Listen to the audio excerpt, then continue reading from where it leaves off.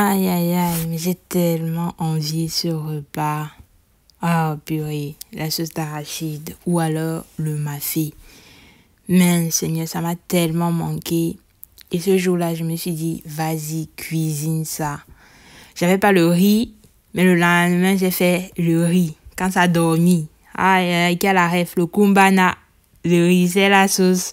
Bref, donc pour ça, j'avais besoin de la pâte d'arachide, des oignons, de la tomate, du poisson, poivre blanc, épices et le piment. C'est ce qui est dans la boîte là. Donc j'avais déjà frit mon poisson, j'ai pris un peu de cette huile, de l'huile de friture pour faire ma sauce avec. Donc par la suite, je rajoute mes oignons et je les laisse revenir. Aïe, aïe, aïe, les grands mots.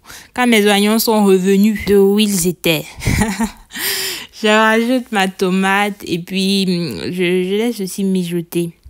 Et pendant ce temps, donc, pendant que ça mijotait, en fait, j'essayais d'homogénéiser ma pâte d'arachide avec de l'eau.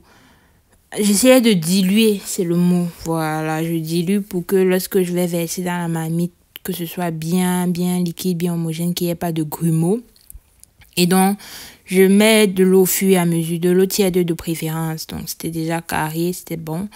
Je constate que ma tomate a déjà mijoté comme je voulais. J'ai laissé peut-être 3 minutes max. Hein. Le feu était relativement doux, à 5. Et comme j'avais rajouté de l'eau, je remis bien. Et je verse mon liquide dans la marmite d'oignons et de tomates. Je remue un tout petit peu, je ferme. Je reviens 15 minutes après, ça commençait déjà à prendre forme, mais c'était pas encore cuit. Je remue juste un peu, je laisse, je repars. Je viens 10 minutes après. À ce moment, j'avais constaté que ça devenait déjà lourd. Et quand je goûtais, c'était pas encore bien cuit comme je voulais. Donc, j'ai rajouté à ce moment un peu d'eau et de sel aussi. Et puis, j'ai tourné un petit peu. J'ai dit, bon, vas-y, rajoute directement tes épices. Donc, j'ai rajouté les épices qu'il y avait, le piment, poivre blanc et grain de akpi ou jansan. Voilà. C'était déjà moulu, donc je me suis pas trop prise la tête. Et puis, j'ai laissé 10 minutes. 10 minutes après, voilà, c'est déjà presque bon.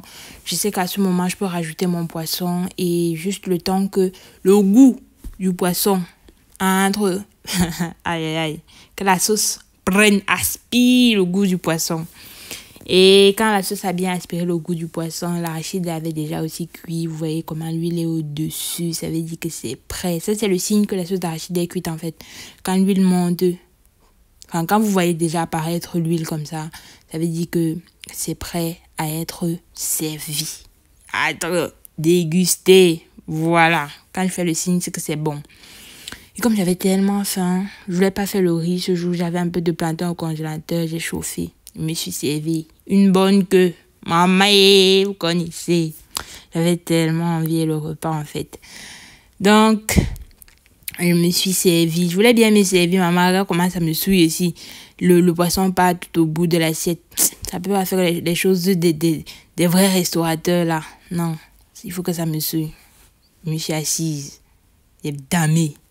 Ah, j'ai damé. J'ai bien mangé ça.